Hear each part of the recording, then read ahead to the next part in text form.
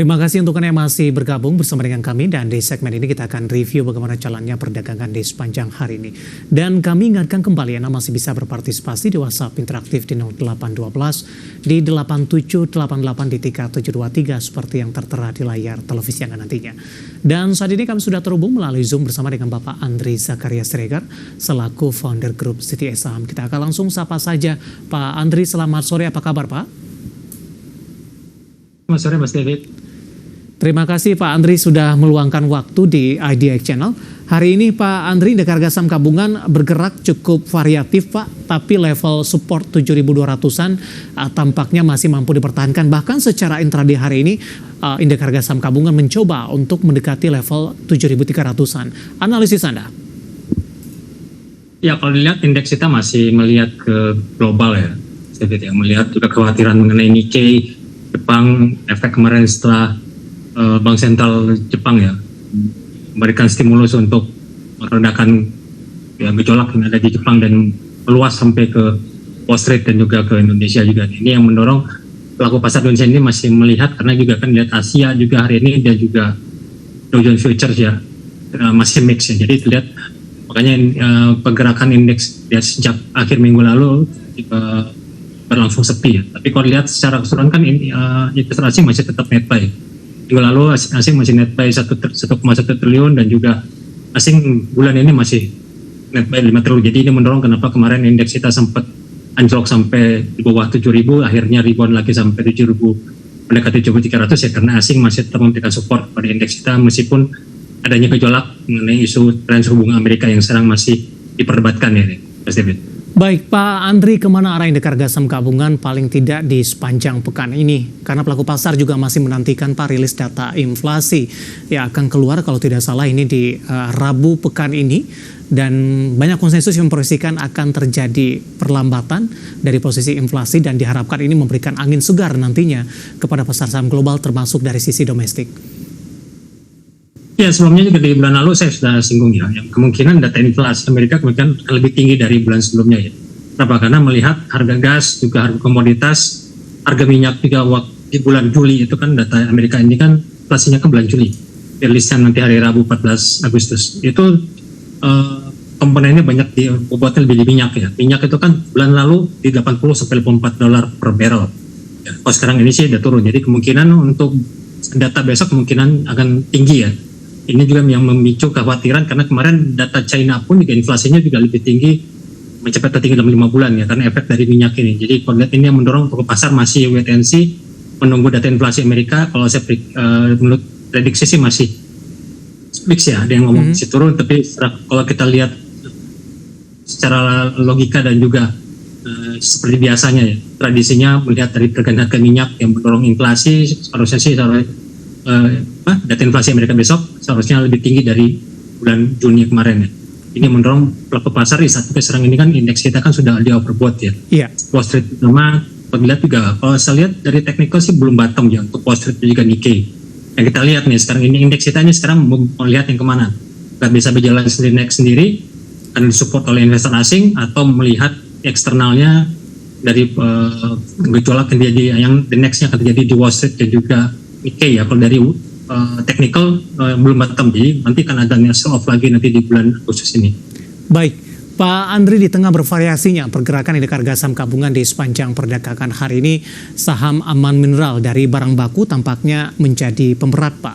Hari ini kembali koreksi cukup dalam setelah naik signifikan 5,63%, ditutup di level 10.475. Bagaimana analisis Anda pergerakan Aman dalam beberapa hari perdagangan terakhir Pak Andri? Volatilitasnya cukup tinggi Pak. Kalau kita amati juga dari aksi jual yang dilakukan oleh investor asing cukup masif. Dan kebetulan juga sudah ada pertanyaan masuk di WhatsApp interaktif kami, Bapak Sihotang dari Medan. Aman sudah ambil posisi di 10.475 tepat di penutupan perdagangan hari ini. Analisisnya untuk minggu ini untuk Aman? Ya, kalau Aman sih kalau by technical ya harusnya sih turun dulu ya, karena emang sebenarnya market sudah sell on news untuk laporan keuangan kemarin yang bagus ya. Jadi sebenarnya sama seperti kayak brand lah. Jadi market kelihatannya juga lagi mencari-cari saham yang murah yang untuk bisa dimanfaatkan untuk melihat gejolak sekarang ini. Jadi kalau lihat Aman Ya kalau teknikalnya sih memang resistnya kan di 11.000, 11 yang 450 ya. Jadi selama di bawah itu kemungkinan ini koreksi 5-nya belum selesai, jadi harusnya bisa menuju bawah yang di bawah 10.300 sampai 9.500 kalau kita mau beli lebih aman ya. Karena melihat ini gejolaknya ini masih belum selesai, tapi saya pikir teman masih akan disupport oleh harga emas sekarang yang masih tinggi. Ya, jadi memang ini bisa memberikan peluang kalau aman turun di bawah 10.300 saya pikir bisa untuk ajang untuk akumulasi. Jadi kalau punya 10.400 saya pikir sih masih bisa hold ya, meskipun turun pun di bawah 10.300 saya pikir simpati sementara. Oke, resistennya arahnya akan kemana Pak? Kalau sudah ambil 10.475,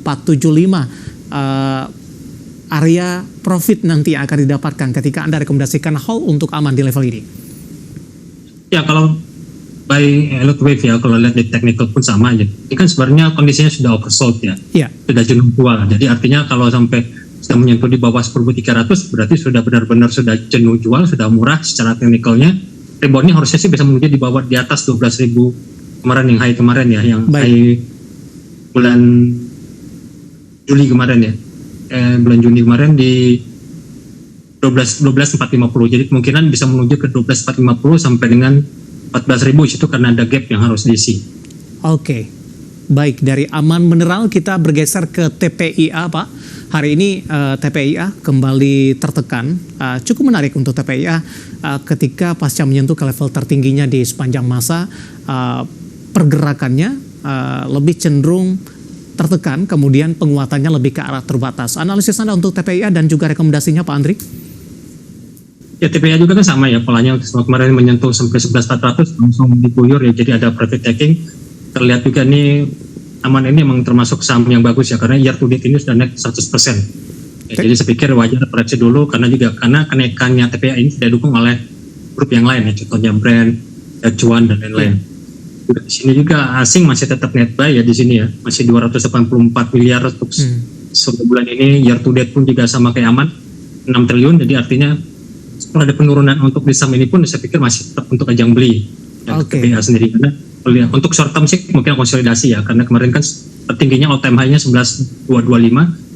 Untuk pola bearish pin bar, kalau lihat itu namanya bearish pin bar, harusnya konsolidasi dulu. Ya nanti dia akan menuju ke supportnya di 10.000 sampai dengan 10.200 untuk kita ajang beli lagi, stop loss-nya di bawah 9.400. Jadi untuk jangka pendek konsolidasi, untuk jangka menengah saya pikir bisa new high lagi karena masih didukung oleh net buy asing ya, yang masih cukup 6 triliun guys sampai dengan saat ini. Penutupan hari ini di 10.475 untuk TPIA.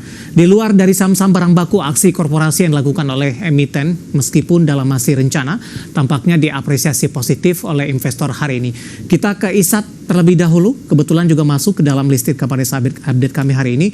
ISAT hari ini menguat cukup signifikan Pak Andri, meskipun penguatannya lebih ke arah terbatas di penutupan sesi kedua. Rencana stock split tampaknya direspon positif oleh investor pasar modal Indonesia. Analisis Anda untuk ISAT, dan kebetulan juga ditanyakan Bapak Shoba dari Bali, ISAT masuk di harga berapa?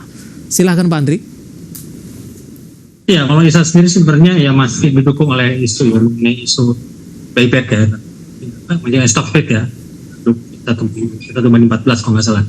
Kalau dilihat sebenarnya ini masih bagus ya, tapi masalahnya kan bukan ISAT-nya, masalahnya sektornya Stelco-nya sendiri masih distribusi. Ya, jadi kalau dilihat ini kenaikan ini buat untuk distribusi, jadi hati-hati. Kemarin menyentuh di 10.000, 1100 ya, naik kemarin 10.700, sekarang juga menyentuh hampir 11.000.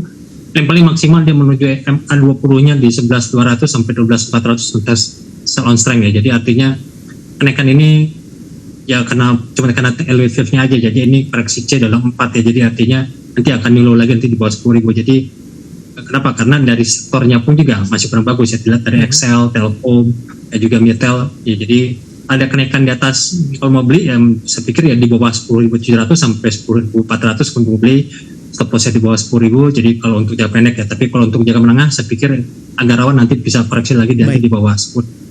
Oke, sebelum kita update penutupan untuk Harum Pak, hari ini juga naik tinggi, intraday sempat di atas 14%, akan melakukan aksi buyback 1 triliun rupiah. Analisis Anda untuk Harum dan rekomendasinya? Ya, kalau Harum banyak sentimen positif ya, ditambah juga lihat sekarang ini harga nikel pun sekarang ini sudah di oversold ya, dan teknikalnya sudah bullish divergent. Jadi artinya siap nikel itu untuk naik signifikan ya. karena sudah murah secara nikel. Dan juga harga batubara juga lagi naik sekarang 146, 147 dolar per metric ton. Jadi juga ditambah lagi dengan isu buyback. Jadi artinya ditambah lagi tadi juga technical breakout-nya di 1280. Jadi ini sekarang menuju ke 1345 sampai 1385. Jadi mungkin nanti untuk jangka pendek akan mentok situ dulu ya. Jadi setelah itu akan profit taking. Tapi kalau untuk jangka menengah ini karena wave 3 jadi artinya masih bisa atas 1385 sampai 1600 ya, untuk harum menengahnya. Oke, analisis dari beberapa saham yang hari ini jadi pemberat dan juga jadi penumpang untuk indeks harga saham gabungan, dan semoga bisa menjadi referensi, dan lagi-lagi keputusan investasi tetap ada di tangan pemirsa IDX Channel. Pak Andri, kita hold terlebih dahulu Pak, saya akan coba sampaikan update penutupan perdagangan di sesi kedua hari ini dan juga beberapa informasi grafis yang berhasil dihimpun oleh tim redaksi kami.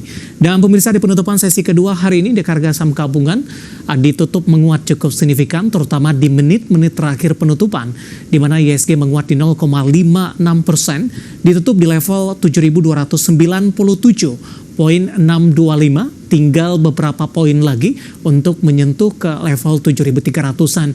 Dan kabar baiknya adalah level penutupan hari ini merupakan level tertinggi di sepanjang perdagangan hari ini. Langsung saja kita ke grafis yang pertama, kita akan coba lihat bagaimana posisi penutupan beberapa indeks lainnya di tengah penguatan indeks harga saham gabungan. Dapat Anda saksikan grafis di layar televisi Anda pemirsa, MNC 36 mengalami penguatan di 0,64%, Jakarta Islamic Index melemah di 0,16%, sementara LQ45 menguat tipis saja di 0,01% dan ditutup di level 908,198. Ya, dapat Anda saksikan grafis di layar televisi Anda pemirsa. Kita beralih ke grafis selanjutnya, rotasi pergerakan sektoral di penutupan sesi kedua hari ini. Energi memimpin penguatan di 3,23%, teknologi hari ini juga menguat di 2,26%, kesehatan tertekan di 0,28%, dan transportasi dan logistik melemah di 0,22%. Selanjutnya saham-saham yang hari ini mengalami penguatan signifikan yang masuk ke dalam deretan top gainers pemirsa. Dari pertambangan batubara ada Adaro menguat ke 3240, Harum juga menguat di 1320, tadi pun juga sempat kita ulas. Kemudian ada WNTR menguat ke 25.200 dan ISAT tadi pun juga sempat kita singgung di 10.675. Sementara posisi saham-saham yang hari ini menjadi pemberat pemirsa yang masuk ke dalam deretan top losers ada Aman Mineral tertekan ke 10.475, Humi melemah ke 64, ICBP tertekan ke 11.000, Arto perbankan digital melemah di 2.770 rupiah per sahamnya. Itu dia updatean penutupan perdagangan di sesi kedua, dan semoga bisa menjadi referensi untuk Anda, terutama dalam menghadapi perdagangan di keesokan harinya.